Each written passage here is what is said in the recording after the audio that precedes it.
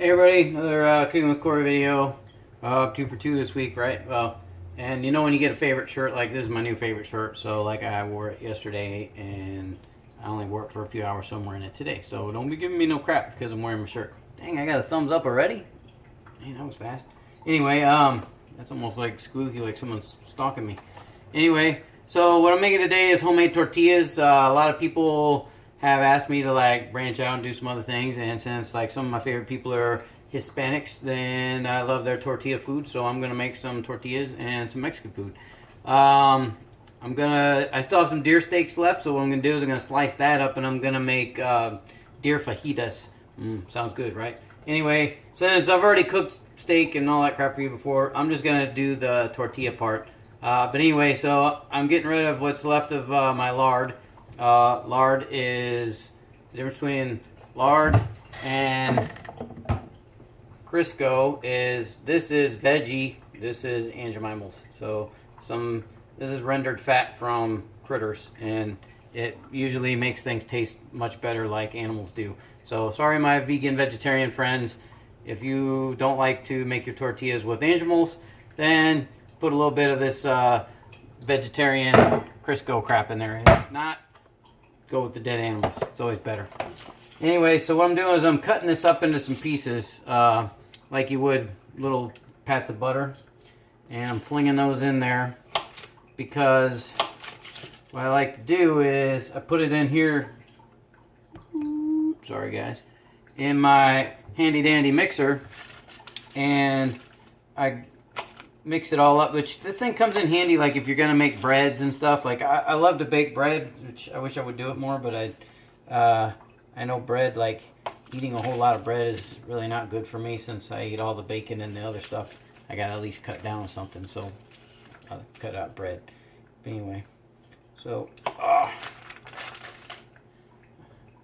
so it's a 1/4 cup of lard, a teaspoon of salt, 2 cups of flour, and you want to use warm water, about 3/4 cup of warm water.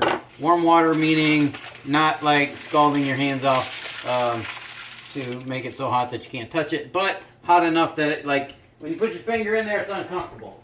If you actually need a temperature range, I would say between 105 and 110 degrees. Sounds good? All right. Anyway, so I already put the flour in. The one thing is, like, these things have to sit and rise for a little bit, like any kind of bread, even though they're or not necessarily rise, but like you want the chemicals to work. So remember when I was telling you how baking is more the science of cooking. So you want to be very tortillas are kind of flexible. Like if you are Hispanic, and you can correct me if I'm wrong, you don't have to exactly have 2 cups of flour. You can like fling some flour in there, throw some fat in there, throw your salt in, and just grind it all up and make happy things happen. But anyway, you want to stay kind of close though. So anyway, what I'm going to do is I'm going to blend this all up for about 10 minutes, which is going to be boring for you because I'm going to be blending for 10 minutes. And I'm going to then roll them out into balls, and I'm going to let those balls sit for about 20 minutes. So I'm not going to sit there and make you be bored and watch me, rest my balls, because that's boring. You don't want to watch that. Anyway, so after that's done, I will start preparing the meat, and I'll get the oven heated up to about 450. And then because I have a pizza stone, which and I have some other baking stuff, which let me show you what that stuff is. There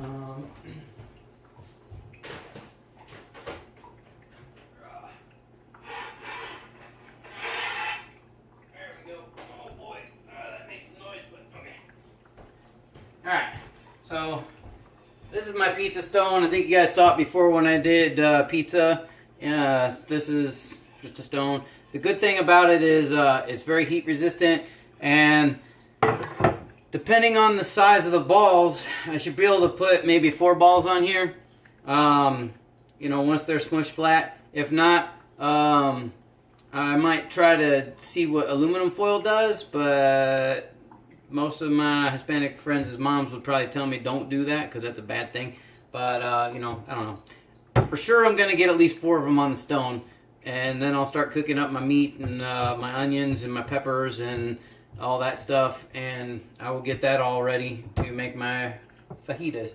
And yeah, you guys don't really want to watch me stir meat in a pan, I don't think, because that gets boring, and I'm pretty sure I've already done that anyway. If not, look at, I think pepper steak. I made pepper steak once. Did I? Didn't I? I don't know.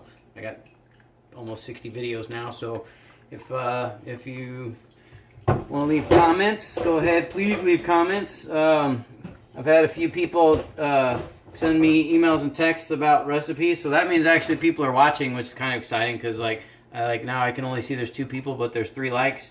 But then a lot of people have told me that they're actually watching, but it doesn't show up in the video feed. I don't know how that works, because I still haven't figured out how to edit the videos, or else I would be able to do you a start to finish fajita recipe, because I could just turn you guys off while I do the stuff in the background and then meld my videos together. But everything I've tried to practice on YouTube with all that, it's kind of been a fail. It hasn't worked. You only have 2 little lines. I don't know if you're familiar with editing YouTube videos, but like you have 2 lines, and you can move those little lines wherever you want in the video to chop a piece out, but that's the only piece that it saves. So like if you screw it up, you lose all of your video, which I don't. I always save so that I can go back, but or you just have those little pieces. In some way, there's a way to merge all that crap together, but I don't know how to do that yet, and I really haven't taken the time to figure it out. And then these are color coordinated, blue and green, so if you're red, green colorblind, supposedly you can still see blue, and you know which one it is, and just in case there's a dot. So blue is the dot, so you put those in, and make sure they're seated well. Alright, dip that down into the mix there. Actually, you know what? I might smush this up a little bit with my hands first, because usually what happens is, I don't know if you've ever done dough in one of these things before, it starts to climb up the beaters, and then you got to turn it off and scrape the beaters back down. So I don't know if I want to really mess with that. Excuse me. So let's see, I can get this over here. It's got to sit for 20 minutes. I'm not going to leave my oven run for 20 minutes on 450, because that's wasteful of gas, and I'm cheap and I don't want to do that. Alright.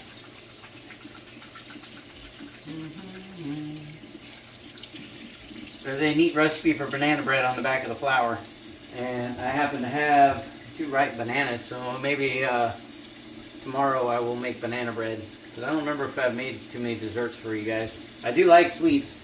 I'm secretly a fat kid. I'm just in a disguise right now of a skinny kid's body. But I really do like sweets. Although for some reason on the camping trip, a certain chaplain in RP ate all the cutie pies that I bought. And I only got 1. So, not naming any names of any chaplains and RPs that I know, but just saying, those guys really like the cutie pies. Alright, so 3/4 of a cup is, well, let's see, 8 ounces, so 6 ounces.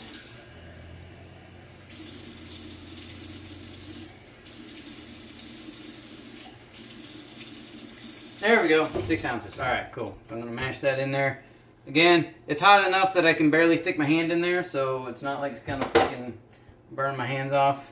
And it's, wow, it actually is melting the fat. So maybe I'm not going to stick my hand down in there, because that looks kind of gross. So I'm going to put this baby on kneading, because it does actually have a setting called kneading. And I'm just going to let it do its thing. You just kind of turn this, like some of them are really high speed and they spin on their own. Let me bring you guys over here. Wow, look at that. So it just kind of starts doing it on its own. So really, like, it's pretty simple, man. Like, you would think that making tortillas is like hard, but any good Mexican food restaurant you go to makes their own tortillas like right there. So it's not like rocket science. And don't be afraid to try new things, because you know, everybody can cook, man. You just gotta be able to read. Can you read? Can you follow directions? That's the problem a lot of people have. Ain't no box gonna tell me what to do. And you know, that's how you end up screwing up your recipes, because you end up not following directions. So pretty much, if you can read and follow directions, you can cook. You got no excuses. But anyway, I would at least like to make my balls in here so you could see what that looks like. So I'm hoping this kind of blends a little bit faster than 10 minutes, but I'm thinking it's not going to happen. Just because it's still looking very sticky, and because my lard is kind of old. It doesn't really go bad. I mean, lard will sit in the fridge for up to a year. Unless you're like some kind of weird foodie person that can like tell me, no dude, that is not okay to leave your lard in the refrigerator for a year. But anyway, I don't think it's that big a deal. Alright. So anyway, it's starting to form a doughy glob. But unfortunately, there's still a lot of dry powder in here. A lot of dry flour. And it's not mixing in very well. Now the thing with tortillas, so if you make corn tortillas, it's a very similar recipe, except you use like a corn maize flour, and there's no salt. You leave the salt out on that one, and water. That's all it is. And you spread those out, and you make them real thin, like tortilla size or whatever. And if you want to be all super cool, you can cut into a little Dorito-looking flavor chips things and make your own chips and salsa, which is probably pretty impressive if you're like a single dude and you're trying to get a chick. You can make your own tortillas and turn it into chips. Chicks like chips and salsa. Yeah, most of them do. This being football season, you could be that guy too that like has all the people over to your house, and you know, you make your own homemade chips or your own homemade tortillas, and people be like, "Oh, isn't he cool?" Anyway, all right, I am gonna have to get my hands involved in this a little bit because. Let me show you what's going on here. See how it's all climbing up the beaters? It's starting to climb. It's really not that sticky, which is good. So it's very easy to work with. But if you look, there's like these still globs of fat in there. And we want those to get worked into the tortillas. So when you look at your tortillas and you see the like little bubbles in the crunchy spots, that's usually just like with a pie crust. It's where that stuff has popped, made a bubble and popped. Now these don't have any yeast in them, and it is suggested when you make these that you use bread flour, or if you're not like a bread flour person and you don't, because like who bakes bread all the time? I don't make bread, so. But if you're not that kind of person that has like bread flour just chilling around in the house, you can use self-rising flour also. Now I don't have neither of those, so what I did was said, to heck with it. I'm going to see how it's going to turn out if I don't put any of that in there. And I'm pretty sure back in the day the Mexicans didn't have, you know, bread flour. They had to figure out other ways to leaven their bread, and even if that means making it sit a little bit longer to grow and get big. And you really can't mess it up. So you roll the tortillas out, if they're too big, rip a piece off, smoosh it in until it's cooked and baked. You know, it's your game, man. You do what you want to do with it. So anyway, I know you don't want to sit here and watch me ramble for another, oh wow, 7 minutes, which is going to be very boring for you. So what I'll probably do is like I do with some of my longer videos that are longer recipes, is I'll get everything prepped and set it and get it ready, and then I'll come back on when it's ready to go in the oven and I have my balls laid out and ready to cook. And that way you can see like that. And I think they only cook for a few minutes. I mean, it's pretty, what does it say, 10 minutes? Yeah, well, I'm not going to make you wait 10 minutes, but I'll probably do that and put them in, and then I'll post pictures on Facebook of the finished product so you can see what they look like when they're all done. Anyway, so